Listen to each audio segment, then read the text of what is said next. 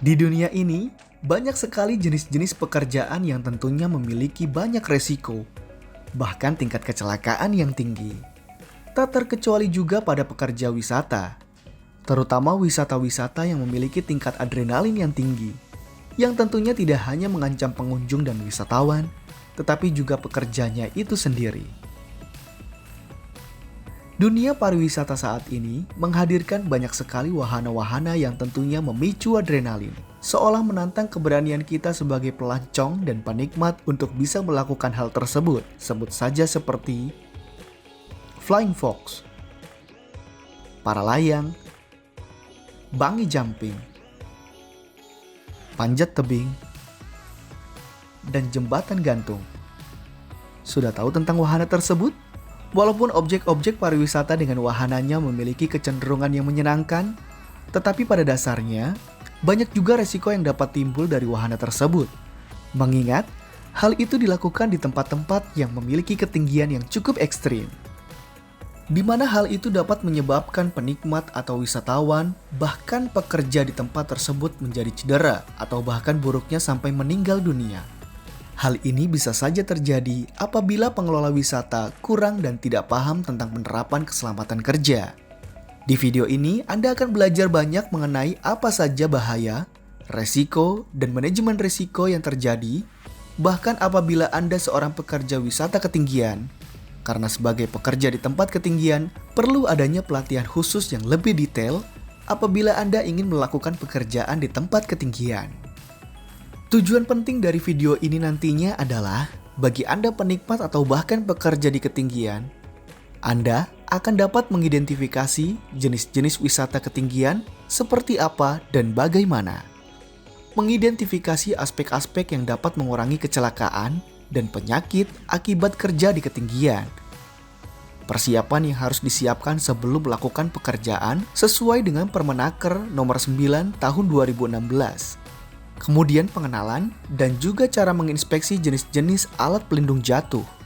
Oleh karena itu, saksikan dan cermati baik-baik video ini agar Anda memahami dan mengidentifikasi edukasi pencegahan agar wisata ketinggian yang Anda geluti berjalan dengan aman.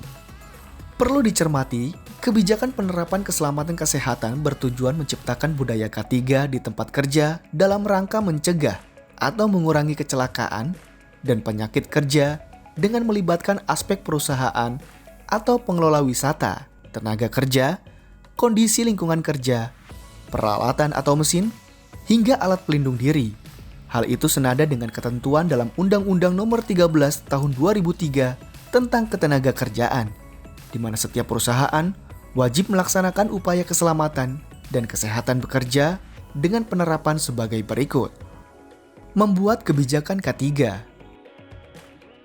membuat prosedur kerja, menyediakan peralatan yang sesuai standar keamanan, memberikan pelatihan K3, menyediakan alat pelindung kerja. Pekerja di wisata ketinggian tidak hanya memastikan keselamatan wisatawan saja, tetapi juga menjaga keselamatan diri mereka sendiri.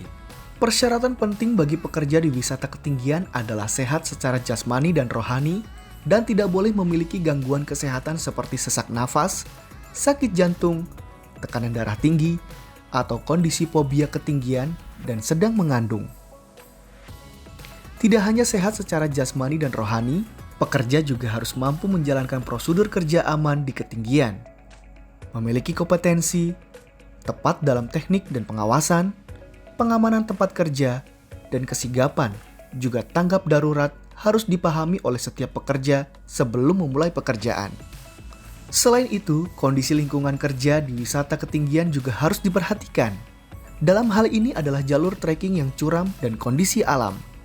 Maka dari itu, pekerja harus memastikan keadaan lingkungan berkaitan dengan akses aman untuk dilalui. Mengecek kondisi cuaca, seperti hujan yang dapat menyebabkan permukaan tanah atau pijakan menjadi licin. Kemudian para layang, bergantung pada cuaca yang kering, dan angin lebih rendah dari 18 mil per jam. Cuaca panas juga perlu diperhatikan karena akan menyebabkan dehidrasi yang tinggi. Selain daripada kondisi lingkungan, penggunaan alat dan mesin juga harus melalui pengecekan terlebih dahulu sebelum digunakan. Berikut contoh pengendalian keselamatan tentang penggunaan alat atau mesin adalah: penyelenggara wisata harus menyediakan peralatan sesuai dengan standar keamanan dan keselamatan. Peralatan harus dipasang sesuai dengan ketentuan dari pabrik pembuat atau manufaktur. Penyelenggara wisata memastikan pekerja atau pemandu yang berpengalaman dan mengerti cara menggunakan dan perawatan alat. Pekerja dilarang memperbaiki alat jika tidak memiliki keahlian. Pada wisata gondola, pastikan mesin diisolasi atau dalam keadaan mati ketika melakukan inspeksi untuk menghindari resiko bagian tubuh terjepit gondola.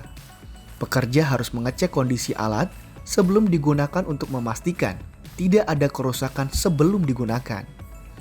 Dalam alat pelindungan diri atau alat pelindung jatuh, terdapat dua jenis sistem dan perlengkapan pelindung jatuh.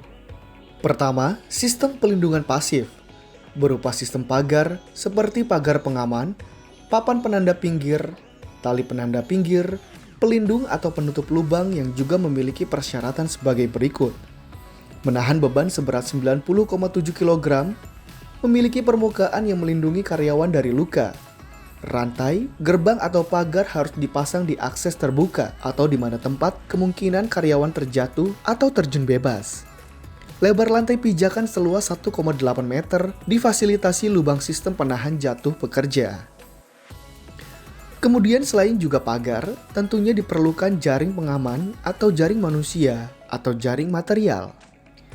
Yang kedua adalah sistem pelindungan aktif, di mana pada sistem ini, pengaman akan langsung dikaitkan pada tubuh atau objek yang menggunakannya, seperti full body harness, yang bermanfaat untuk mengurangi resiko cedera fatal akibat terjatuh dari ketinggian.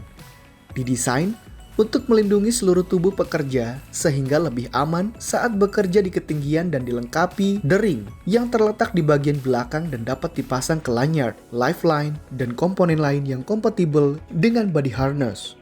Shock absorber atau peredam kejut yang didesain untuk menyerap energi kinetik dan mengurangi tekanan yang timbul akibat terjatuh, dirancang untuk menyatu dengan lanyard dan meningkatkan panjang lanyard hingga 1,2 meter ketika menerima beban 100 kg dan jatuh dari ketinggian 1,8 meter. Lanyard atau tali pengikat untuk menahan guncangan apabila pekerja terjatuh bebas dapat digunakan juga untuk membatasi guncangan saat jatuh bebas dengan panjang maksimum 1,2 meter. Posisi lanyard selalu di antara anchor point dan body harness. Anchor point yang terpasang pada lifeline dan lanyard harus kuat, stabil, dan lokasinya sudah sesuai. Setidaknya anchor point harus mampu menahan beban sampai 363 kg atau setara dengan 4 kali berat pekerja. Bahkan akan lebih baik lagi bila mampu menahan sampai 2,5 ton. Fall arrestor atau rope grab digunakan bila pekerja membutuhkan perpindahan tempat atau bergerak secara vertikal. Alat ini akan secara mekanik akan mencengkram lifeline apabila pekerja tiba-tiba terjatuh. Lifeline merupakan tali fleksibel yang terbuat dari serat kawat atau anyaman, biasanya dikaitkan pada anchor point dengan daya kekuatan tarik minimum 2,75 ton atau setara dengan diameter tali 60 mm. Self-retracting lifeline, alat yang akan menarik dan memanjangkan lifeline secara otomatis, bahkan mengunci apabila terjadi tarikan secara tiba-tiba yang disebabkan oleh pekerja yang terjatuh. Alat-alat ini harus dimaintain secara berkala, setidaknya setiap 6 bulan sekali oleh petugas yang berwenang, yang didokumentasikan dan terus diupdate. Wajib untuk terus melakukan inspeksi secara visual setiap kali ingin menggunakan alat pelindung jatuh, seperti halnya berikut yang perlu diinspeksi. Inspeksi harness. Webbing. Harus selalu dilakukan pemeriksaan dengan memegang webbing tersebut. Drings atau back pants. Pengecekan untuk mengetahui apakah ada keretakan, bengkok, atau bahkan berkarat. Buckle atau gesper diperiksa untuk mendeteksi kerusakan seperti retak, bengkok, berkarat, dan tidak dapat mengunci dengan sempurna. Snap, periksa cermati kelainan, retak, karat di permukaan hook dan matanya agar tidak bengkok atau berubah. Web lanyard Inspeksi dimulai dari lengkungan lanyard ke pipa. Perhatikan setiap sisi dari web lanyard. Rope lanyard diperiksa dari ujung ke ujung dan lihatlah apakah ada tanda-tanda terkikis atau fiber yang terpotong. Inspeksi self-retracting lifeline. Periksa permukaan lifeline. Pastikan lifeline terpasang kuat pada anchor point.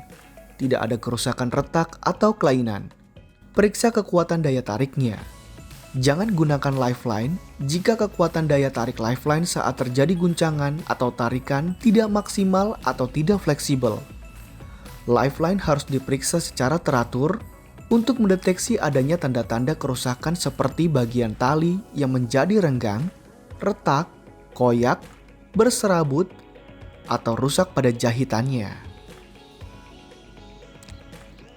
Tempat penyimpanan alat pelindung jatuh juga perlu diperhatikan, yaitu harus kering dan bebas dari paparan gas berbahaya, panas berlebihan, sinar ultravionik, bahan bersifat korosif, atau bahan kimia lainnya.